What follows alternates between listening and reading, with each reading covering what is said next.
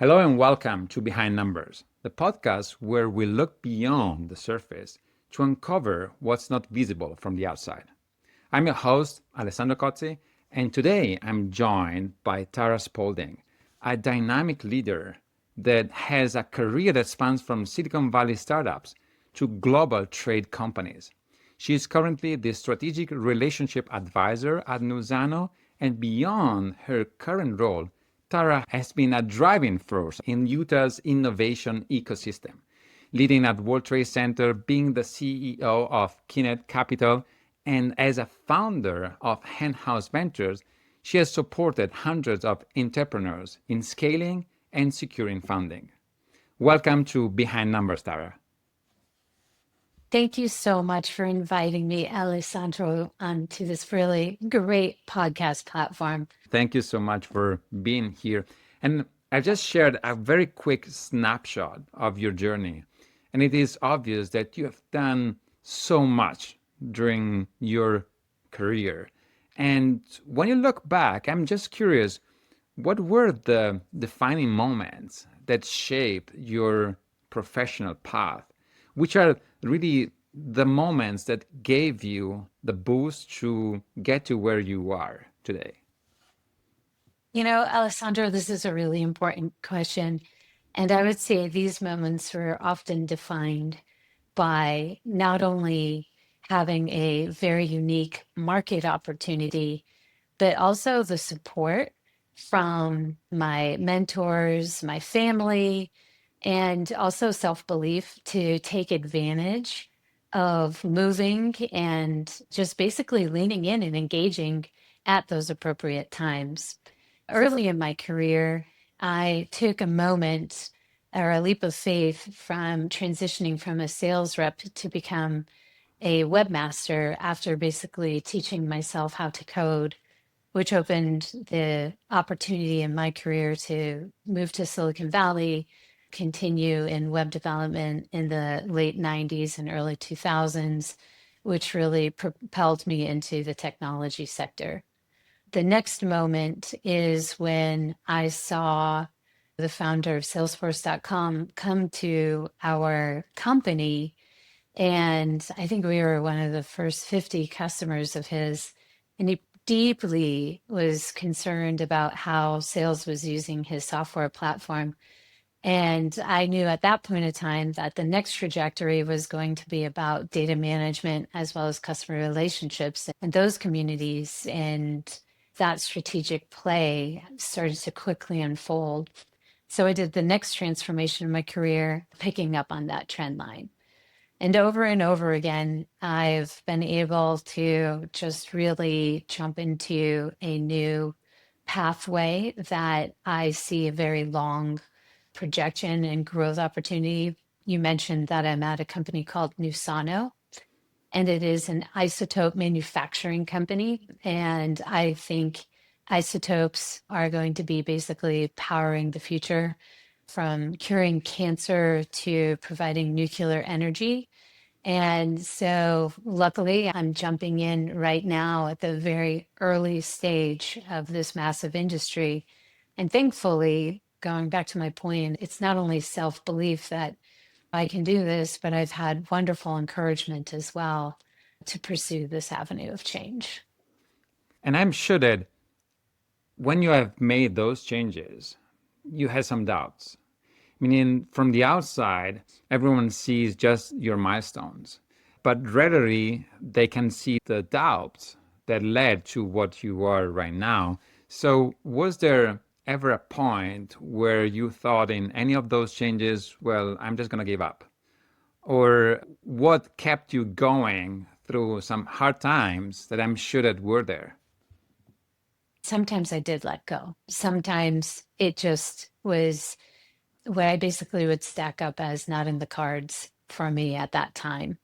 And because there was a better fit and opportunity growth. So I think doubt sometimes is a positive to, in fact, off ramp something that just doesn't really fit well.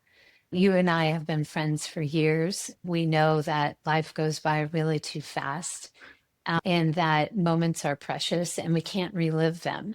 And so I do feel as though my internal gauge of being 100% satisfied as well as challenged with the assurance of really significant upside growth and opportunity, not only for myself, but for the organizations I'm supporting, and as well as some sort of impact as basically the give back. That's my that personal combination.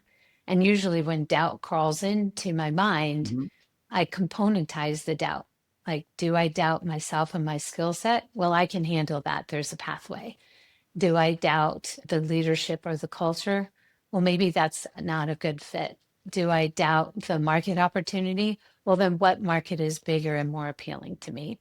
And so I really do analyze the doubt, just like how I analyze success and wins, to basically continue to propel myself to be moving and to be growing and, most importantly, adapting. So it seems that you use doubts as an advantage, meaning that there are so many people out there that they will start one career path and they will stay inside that forever, mainly because they have doubts. They don't see the fact that maybe their skill set are great also in other industries or doing other things. And it seems that you turn those doubts in one of the things that really helped you. So how could you transform those doubts and re-leveraging them and changing and making those changes? Yeah, you know what? I think that it's a mental mode. How can we look at fear differently? How can we look at excitement differently and really basically look at them as components or aspects that are putting it together? Right now, I'm working with nuclear physicists and radiochemical PhDs. I do not have a master's, let alone a PhD in any sort of STEM related upbringing, yet I know what I bring to the table is equally as important to complement what they're working to achieve. And I think just by knowing myself and my past experiences to be a present into the opportunities and into the projects that I'm contributing to is actually quite valuable. Otherwise, it gets too homogenous and it's a lacking skill set that they themselves usually do not have because they're used to working in laboratories or academics. They're not used to commercialization, right? And so I think there's this sort of advantage of knowing your strengths, knowing your weaknesses by not over speaking or overstepping boundaries, but contributing where you can make the most impact. And it also goes to spend your time at an area that not only excites, but rewards you the most. And that is something that you can uniquely contribute to on the team to help complement the entire organization. It's not a singular mentality. It's looking at things strategically as to like, how can I, with precision, insert my contributions, support the organization by fulfilling these sorts of natural gaps. Even with my Mhm. expertise, there's gaps, but you got to look and you got to make commitments, especially to move quickly. I just love it. I just love it the way that you framed it and the way that you were saying that you were bringing something new at the table that maybe it is going to fill in the gaps that the current team have.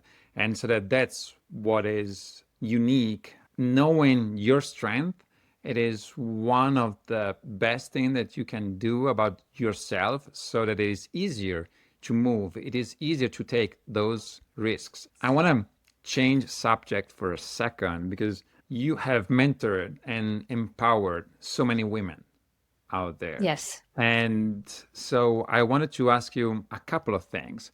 So, first, if you can share with us more about what you are doing and what you have done. And then, second, and maybe we will start really from this one, was there a personal or a professional experience that made you realize that you had to do something, that you had to take that fight for gender equality in business?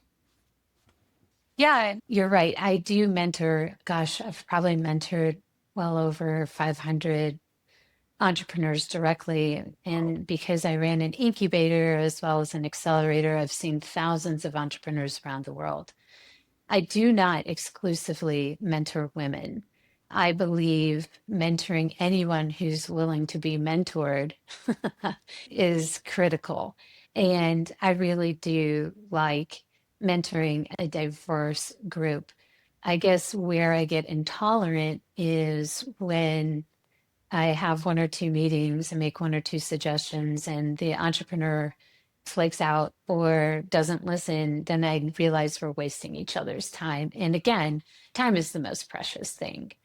And when it comes to mentoring, people usually come to me in a couple of aspects, like one, go to market strategies, really understanding customer profiles and marketing.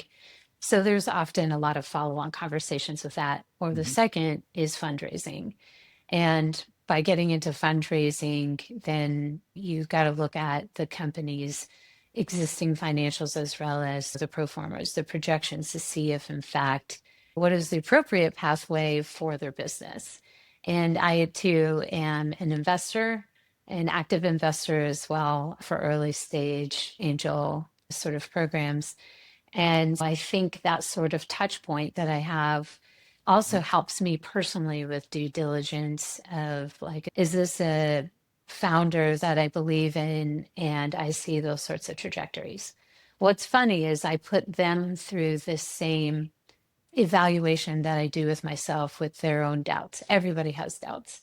And I do see what market need they're trying to address and how big is it truly and who exactly are playing there and what are they doing wrong.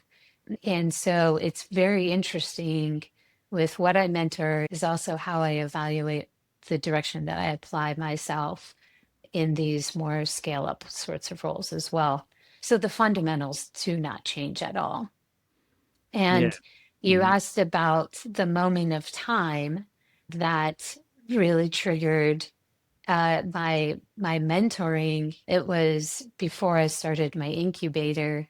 I was a co-founder of a software company and I didn't have anyone to talk to. And I was having my second kid, and everything moved really quickly from fundraising to actually selling the company. And I know I missed out on a lot of knowledge and maturity because I didn't leverage that. And so going forward, I found some really amazing mentors. And even today, I still have mentors in what I do as well as mentor other people. And since you have mentored so many founders, which are the most valuable things that you have seen in a founder? There are so many people that are now starting maybe their own startup, also due to what we have seen in the market. So many people have been laid off, so they're thinking, I'm going to Yeah. start my own startups. So, what have you seen that a good founder should have, maybe more mentally speaking? Yeah. The founders that I do not do well with, but yet still can be successful are those that are arrogant as well as thinking that they themselves can solve it all alone. There's many examples of founders that do this well. I just don't attract them into my cycles. The founders that I've resonated and worked very well with are the ones who are not afraid of traction. So they get out of their ideation into creation and launch. And they're also very engaged into metrics or measurements because that's then how they understand their weaknesses without me being the first to tell them. They should probably have an inkling ahead of time that something's going wrong here. And they call on a mentor or an advisor, it could be like a customer advisor example, to really drill in and find the answer. But the problem should not be a shock.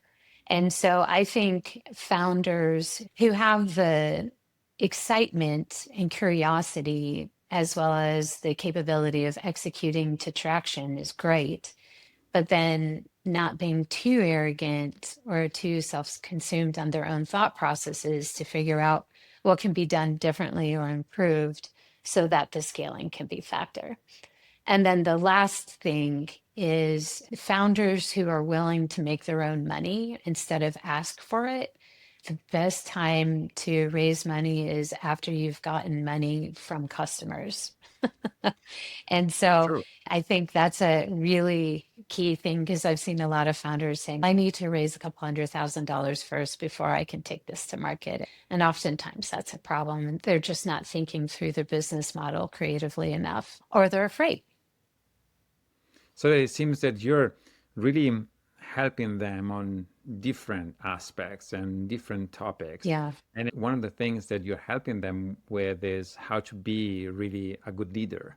You have spoken not to be arrogant and all those traits that are good traits for a leader. But we are living in a time of massive change. We've seen the Yes. AI, the global instability, the workforce transformation. So, what do you think that leadership is going to look like in the next decade? Yeah, I think leadership is going to continue to transform, especially on the digital and knowledge frontier, especially with AI. I've already seen some dangerous things where leadership has avoided these quickly consumed cutting edge technologies. And those sorts of gaps are, in fact, diluting branding, diluting culture, diluting the drive for challenge and change.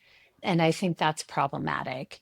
You can still go back to age old, decades proven leadership approaches like Stephen Covey and perception and hiring and management controls such as inclusivity and diversity, especially when it's coming to internal and external factors, from market conditions to customers to even hires. Yet I think leadership is being very much challenged on the digital frontier, and that, frankly, executives need to make stances that have to have some form of embracing with regulation. Definitely, definitely. Agree. So we are always closing with one question, but prior to actually go to that question, I do have Yeah. one more because again, you have done so much and you're still doing so much that I want to ask you, what are you most proud of?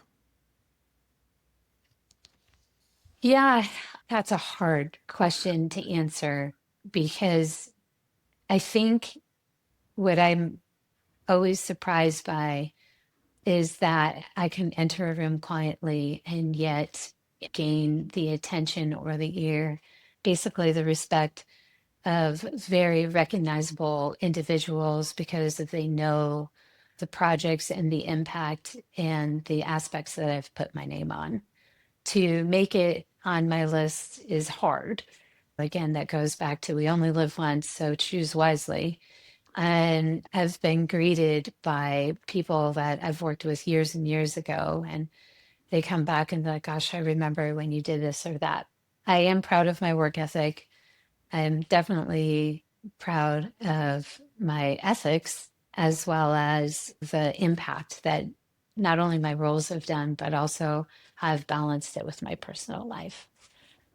I love it. I love it because you're just mentioned one thing that I'm always stating, which is trust. You were able to build up that trust, that's trust in what you can bring on the table, that trust that when you walk in a room with top leaders, they are going to listen. And trust is one of the things that is really hard to build. But if you build it over time, then it is going to just compound. And then you will really be the leader that everyone is looking at, that everyone is listening to. And coming to our last question that we are always closing our podcast with, if you could go back and change one thing, just one thing, a decision, a moment, or something that you would have done earlier, what would it be and why? Yeah, I think I missed an opportunity early in my life to pursue more technical education and to get it as degree versus personal pursuit. And I think it's because it would have had me commit to embracing technology basically in the mid 90s versus 5 years later. And I know that sounds absolutely hilarious, but we're at a new wave of basically societal and commercial growth. Like I'm in the energy space, there's critical minerals, there's advanced materials, there's so many new components that are coming back specifically into the United States that the trajectory for the next easily 20, 25 years is starting today. And so I would encourage people who can go back to school or get certifications, et cetera, to push into something that's really hot and emerging and really massively big. Because I do think it allows you to start those initial conversations with more confidence and to look at opportunities a little bit more differently. And so that fear doesn't consume and stifle the interest or urgency to make a change. Would you say it just for people maybe in their mid career or also for the Anyone, youngsters? Or okay, okay, anyone. Honestly, I think if you can go back to school or if you are in school, do it. Absolutely, 100% do it. And if you can get a certificate, great. If you can just take one class, great. Just do something to keep your mind sharp, to keep the ideas coming, and to incorporate opportunity because new doors will certainly open with those sorts of like mental modes that you're creating within yourself. absolutely. And plus, now that everything it is changing at such a fast pace, you need to get those certifications that are needed so that you're ready for what is going to come next. But Tara, really, thank you for sharing your journey and insights with us today. It has been a real pleasure to have you on Behind Numbers. Thank you, Alessandro. It's such a great time. Fantastic. And to everyone listening, thank you for joining us. If you enjoyed today's conversation, don't forget to follow Behind Numbers for more stories from the leaders shaping the future of business in finance. I am Alessandro Cozzi. See you next time.